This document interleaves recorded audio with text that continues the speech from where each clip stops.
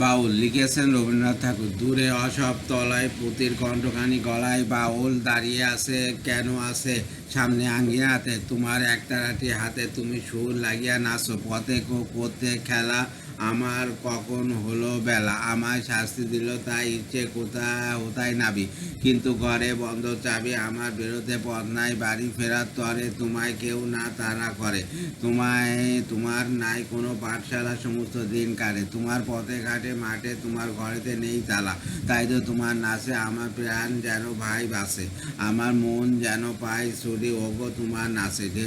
যেন ঢেউয়ের দোলা আসে ঝড়ে কাছে লুটুপুটি অনেক দূরের দেশ আমার চোখে লাগাই রেশ যখন তোমায় দেখি পথে দেখিতে পাই যে মন যেন নাম না জানা বন কোনো পথ হারা প্রভাবে ভরাট মনে লাগে যেন তোমার অনেক দিনের আগে আমি অমনি ছিলাম সারা সেই দিন গেল ছেড়ে আমার পথ নিল কে কেড়ে আমার হারালো এক তারা কে নিল গো টেনে আমায় পাঠশালাতে এনে আমার এলো গুরুমশাই মন সদা যা চলে যত ঘর সারাদের দলে তারে ঘরে কেন বসায় কও তো আমায় ভাই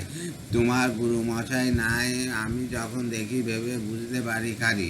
আর তোমার বুকের এক তারাটি তোমায় ওই তো পড়া দেবে তোমার কানে কানে ওরই গুণাগুণি গানে তোমায় কোন কথা যে কয় সব কি তুমি বোঝো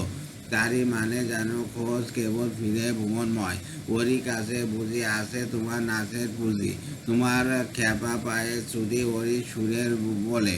তোমার গলার মালা দোলে তোমার দোলে মাথা ঝুঁটি মন যে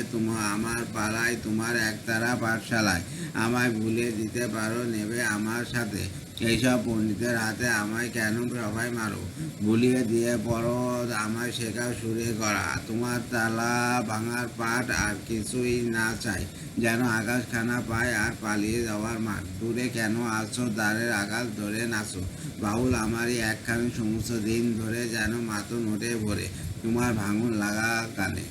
ধন্যবাদ।